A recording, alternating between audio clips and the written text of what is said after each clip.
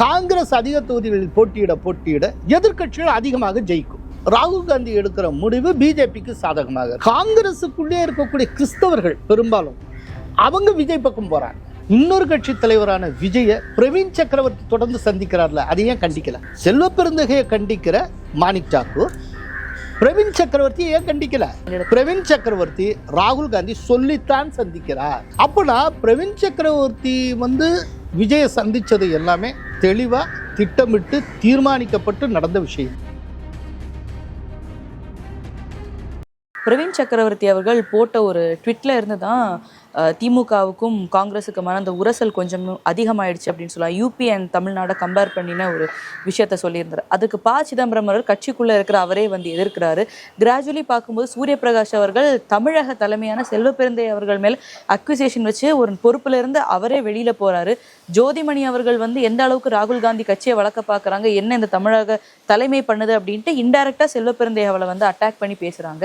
So இந்த மாதிரியான விஷயங்கள் தொடர்ந்து போயிட்டு இருக்கும்போது இது திமுக எங்களுக்கு சீட்டு தரணும் அப்படின்ற பேரத்துக்காகவா, இல்லை எங்களுக்கு இங்கே இருக்க பிடிக்கலன்ற ஒரு ஃபுல் ஸ்டாப்பை போடுறதுக்காக? இல்லை, ரெண்டு விதமான பார்வை இருக்கு. இப்போ ஜோதிமணி கூட சொல்லியிருப்பாங்க, ராகுல் காந்தியுடைய பாதையிலிருந்து தமிழக காங்கிரஸ் விலகிச்சு, வெறும் கூட்டல் கழித்தல்களை மட்டுமே மனதில் கொண்டு சிலர் தங்களது சுயநலத்துக்காக செயல்பட்டு வருகிறார்கள் அப்படின்னு சொல்லி சாடி. கூட்டல் கழித்தல்ங்கிறது வேற ஒன்றும் இல்லை. டிஎம்கேட கூட்டணி வச்சோம்னா இந்த 4 சீட்டு கிடைக்கும், 2 சீட்டு கிடைக்கும், அப்படின்னா நமக்கு இந்த சீட்டு கிடைச்சி நம்ம இங்கே ஜெயிச்சலாம், எம்எல்ஏ ஆகிடலாம், இந்த கணக்குலலாம் நீங்கள் பண்ணிக்கிட்டு இருக்கீங்க. ராகுல் காந்தி அவர்களுடைய ஒரு தீவிரமான அரசியல் அந்த பாதையிலிருந்து தமிழக காங்கிரஸ் விலகி செல்லுகிறது அப்படின்னு அவங்க சொல்லியிருப்பாங்க.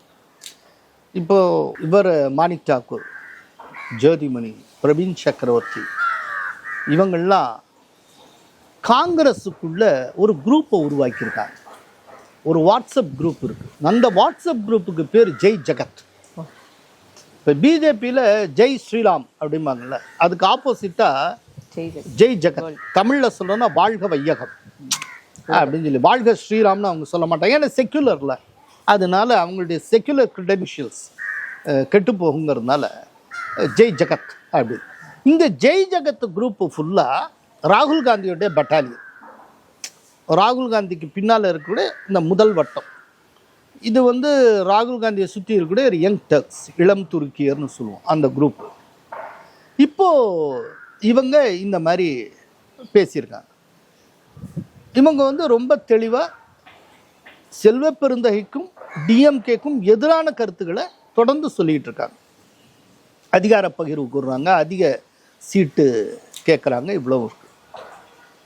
ராகுல் காந்தி தொடர்ந்து ஒரு விஷயத்தை செஞ்சிட்டு இருக்காரு.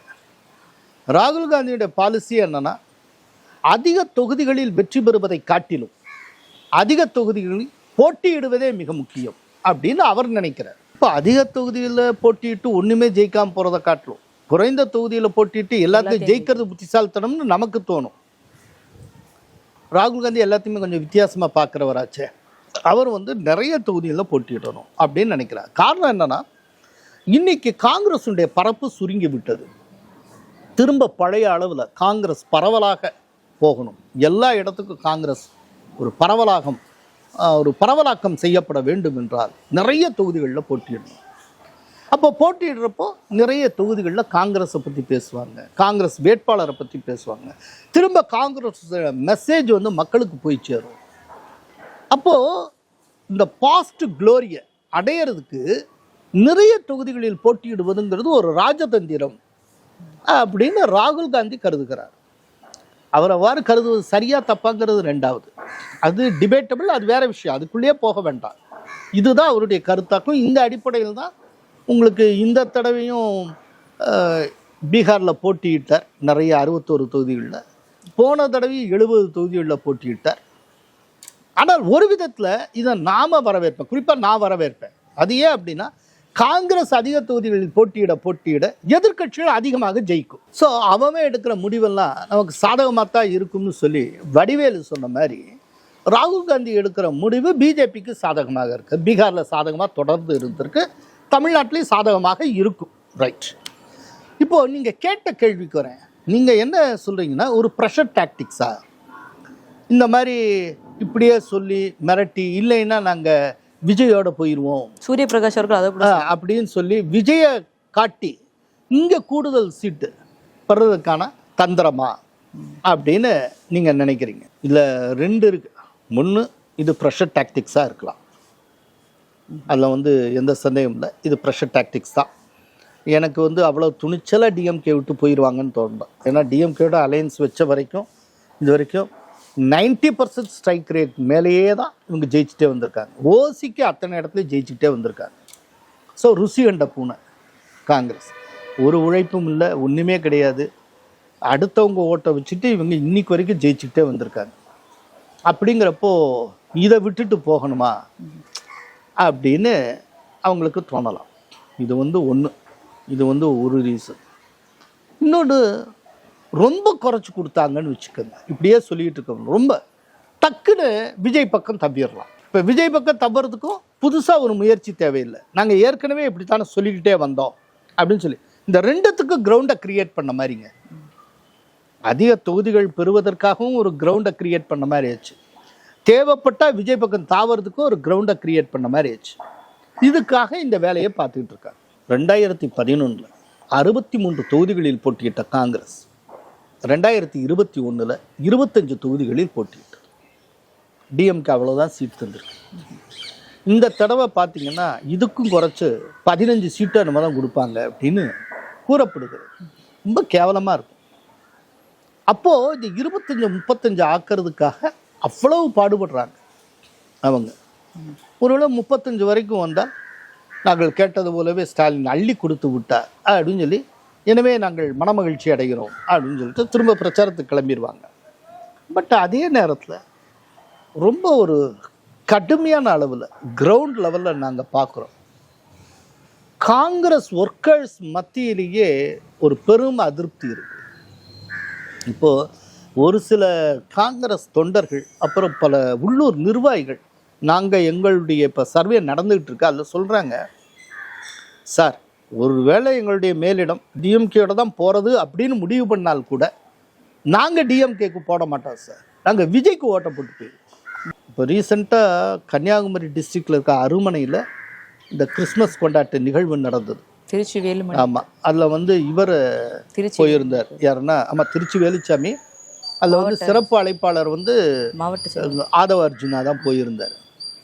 அதில் அந்த அழைப்புதல்லே என்ன இருந்தது அப்படின்னா, திருநெல்வேலியினுடைய காங்கிரஸ் எம்பி ராபர்ட் ப்ரூஸ், அப்புறம் கன்னியாகுமரி காங்கிரஸ் எம்பி விஜய் வசந்த், இவங்கெல்லாம் பங்கேற்கிறதா இருந்தது.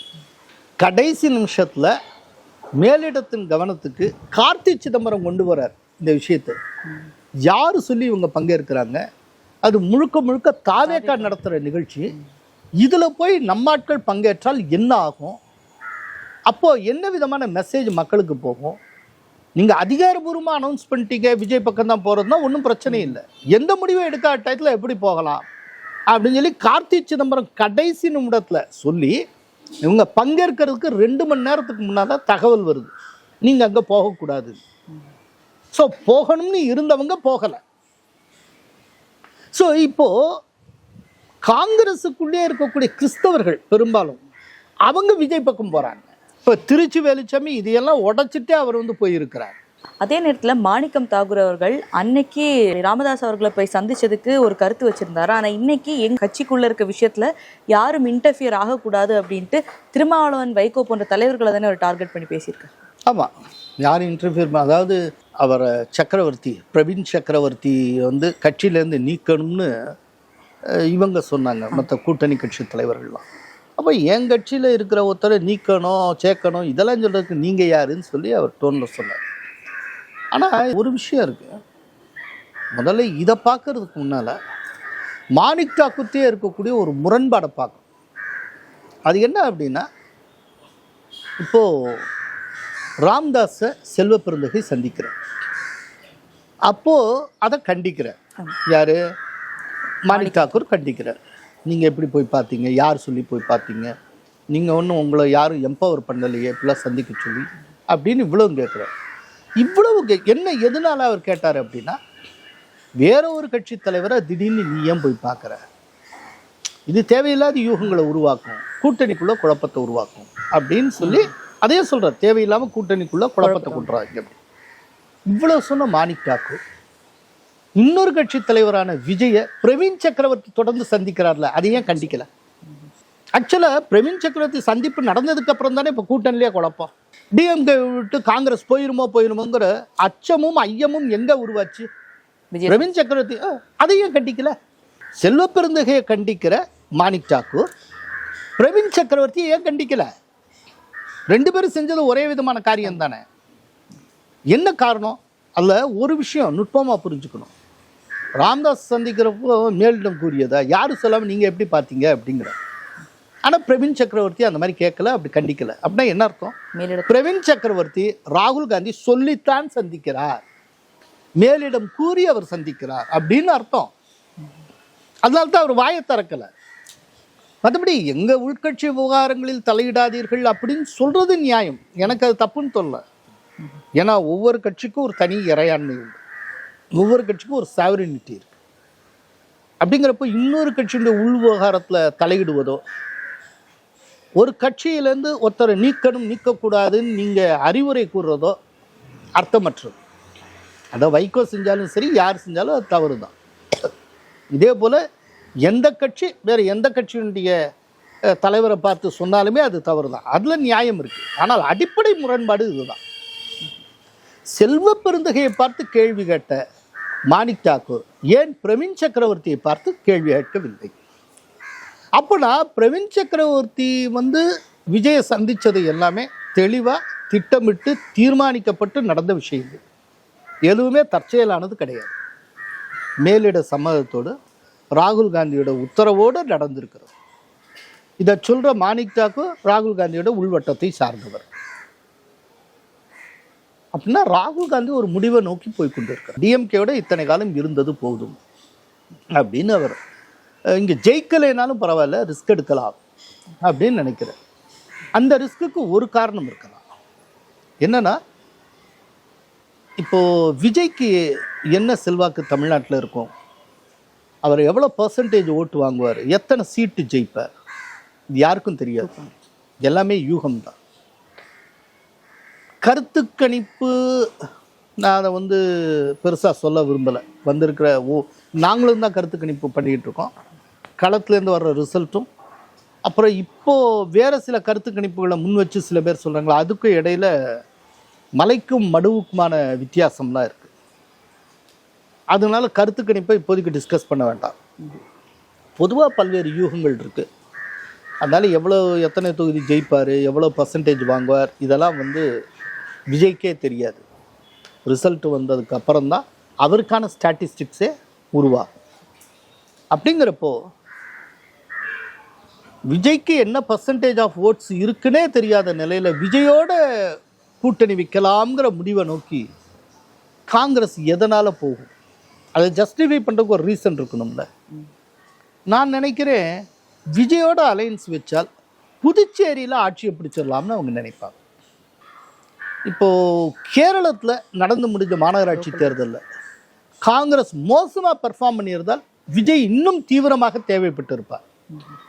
விஜய் உதவி இல்லாமலேயே கேரளத்தில் காங்கிரஸ் ஆட்சியை பிடிச்சிடும்.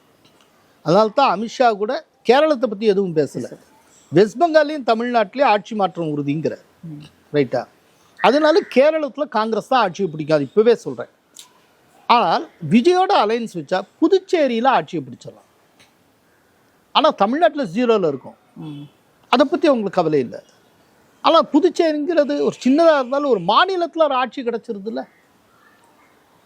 டிஎம்கேயோட சேர்ந்து என்ன ஆக போகுது, ஒன்றும் செய்ய முடியாது.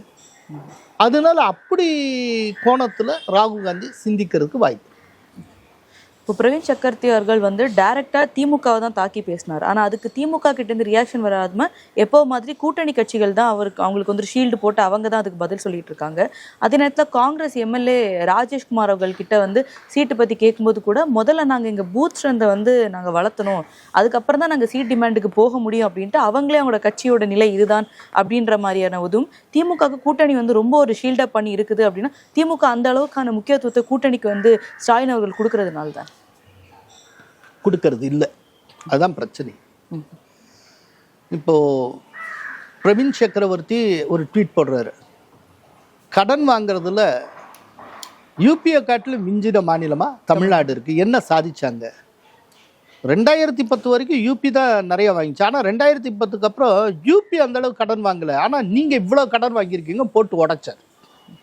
இந்த மற்றவங்க சொல்லியிருந்தா நீ பிஜேபி அவங்கவங்கன்னு சொல்லியிருப்பாங்க. சொன்னவர் ஒரு காங்கிரஸ்காரர், ஒரு டேட்டா பர்சன், அவர் இந்த மாதிரி சொல்லுகிறார். அதே போல் இப்போ நீங்கள் சொன்னீங்களே ராஜேஷ், இந்த ராஜேஷ் அருமனையில் நடந்த கிறிஸ்மஸ் கொண்டாட்டத்துக்கு போக இருந்தவர். கடைசி நிமிடத்தில் போக வேண்டாம் சொன்னனால போகாமல் இருந்தவர், அப்படிப்பட்டவர். ஸோ இதெல்லாம் நீங்கள் கூட்டி கழித்து பார்த்தீங்கன்னா, இப்போது யார் பிரவீன் சக்கரவர்த்தி இந்த மாதிரி சொல்லியிருக்கிறது எல்லாம் டிஎம்கேயை இனிமேல் நாங்கள் குற்றம் சொல்ல தொடங்கி விட்டோம். இனிமேல் டிஎம்கே ரொம்ப ஸ்பேர் பண்ண மாட்டோம். இப்போது ஒருவேளை டிஎம்கே டிச் பண்ணிட்டு அவங்க வெளியில் வந்தாங்கன்னா, இப்போ வெளியில் வர்றதுக்கு ஒவ்வொன்றா காரணங்கள் இருக்கணும்ல. இந்த மாநிலத்தை சரியாக டிஎம்கே நிர்வகிக்கவில்லை, மக்களை நிற்கதியாகி விட்டது. இன்னைக்கு தமிழ்நாட்டு மக்கள் ஒவ்வொருத்தர் தலையிலையும் இவ்வளவு கடன் சுமை இருக்கு. ஏதாவது ஒன்று காரணங்களை கிரியேட் பண்ணும்ல. இந்த காரணங்களை எல்லாம் இவங்க கிரியேட் பண்ண ஆரம்பிச்சிட்டாங்கன்னு அர்த்தம். இல்லை நீங்கள் கேட்டீங்க தோழமை கட்சிக்கு அவ்வளோ மரியாதை கொடுக்கறது இல்லையா அப்படின்னு. அதில் சில உறுத்தலான நிகழ்ச்சியெல்லாம் நடந்தது. என்னன்னா, இப்போ ரீசெண்டாக ராஜ்யசபா எலெக்ஷன் நடந்தது. அப்போ மல்லிகார்ஜுன கார்கே தமிழகத்திலிருந்து தேர்ந்தெடுக்கப்பட வேண்டும்னு ராகுல் காந்தி விரும்பினார். அந்த டயத்தில் ஊட்டியில் முதல்வர் ஸ்டாலின் இருந்தார். ஸ்டாலினுக்கு நேரடியாக ஃபோன் பண்ணி மல்லிகார்ஜுன கார்கே வேண்டுகோள் விடுக்கிறார். நான் ராஜ்யசபா எம்பி போஸ்ட்டுக்கு தேர்ந்தெடுக்கப்படணும்னு ஆசைப்படுறேன், நீங்கள் எனக்கு ஒத்துழைப்பு தந்தால் தமிழகத்திலிருந்து நான் தேர்ந்தெடுக்கப்பட வேண்டும், நீங்கள் கொஞ்சம் ஹெல்ப் பண்ணுங்க அப்படின்னு. ஏன்னா எல்லா எம்எல்ஏக்களும் டிஎம்கே கையில் தான் இருக்காங்க. அந்த எம்எல்ஏக்கள் ஓட்டு போட்டால் தான் காங்கிரஸ்லேருந்து ஒருத்தர் போக முடியும். ஆனால் அவர் என்னைக்கு வேண்டுகோள் விடுத்தாரோ அன்னைக்கு ஊட்டியிலேருந்தே தன்னுடைய கேண்டிடேட்ஸ் லிஸ்ட்டை வெளியிட்டார் ஸ்டாலின். இது முதல் அடி. ரெண்டாவது, பிரவீன் சக்கரவர்த்தி கோபத்துக்கு பெருசெல்லாம் ஒரு காரணம் இருக்கு. மயிலாடுதுறை தொகுதியில், நாடாளுமன்ற தொகுதியில் போட்டியிடுவதற்கு பிரவீன் சக்கரவர்த்தி தான் முயற்சி செய்து கொண்டிருந்தார். அவருக்கு சீட்டே கிடைக்காமல் செய்து கடைசியில் சுமதின்னு ஒரு லாயரை கொண்டு வந்தாங்க. சுதாவா கடைசியில் அவருக்கு சீட்டே கொடுக்கப்படாமல் செய்து சுதாங்கிற ஒரு லாயரை கொண்டு வந்தாங்க. நீங்கள் அந்த கேண்டிடேட் லிஸ்ட் வெளியிட்டப்பே தெரியும், நீங்கள் பார்த்துருக்கலாம். மயிலாடுதுறையில் மட்டும் ரொம்ப லேட்டாக அனௌன்ஸ் பண்ணாங்க. ஆக்சுவலாக அதுக்கு ட்ரை பண்ணிட்டு பிரவீன் சக்கரவர்த்தி. ஸோ பர்சனலாக டிஎம்கேனால பிரவீன் சக்கரவர்த்தி பாதிக்கப்பட்டு இருக்கிறார். காங்கிரஸுடைய அகில இந்திய தலைவரான மல்லிகார்ஜுன கார்கேயும் பாதிக்கப்பட்டு இருக்கிறார். அப்படிங்கிறப்போ அவங்க ரெண்டு பேருமே ஒரு சரியான டயத்துக்காக வெயிட் பண்ணிட்டு இருக்காங்க. இப்போ தமிழ்நாடு முழுக்க ஒரு அதிருப்தி அலை வீசக்கூடிய சூழ்நிலை. அநேகமாக இந்த முறை டிஎம்கே மீண்டும் ஆட்சிக்கு வராது அப்படின்னு பல பேர் சொல்லி கொண்டு இருக்கிற சூழ்நிலையில் டிஎம்கே முதுகில் குத்துவதற்கு மல்லிகார்ஜுன கார்கேயும் பிரவீன் சக்கரவர்த்தியும் தங்களாலான முயற்சிகளை செய்து கொண்டிருக்கிறார். இதற்கு ராகுல் காந்தியோட ஆசீர்வாதமும் இருக்கிறது. எங்களோட இணைந்து பல்வேறு கருத்துக்களை பயந்தமைக்கு ரொம்ப நன்றி.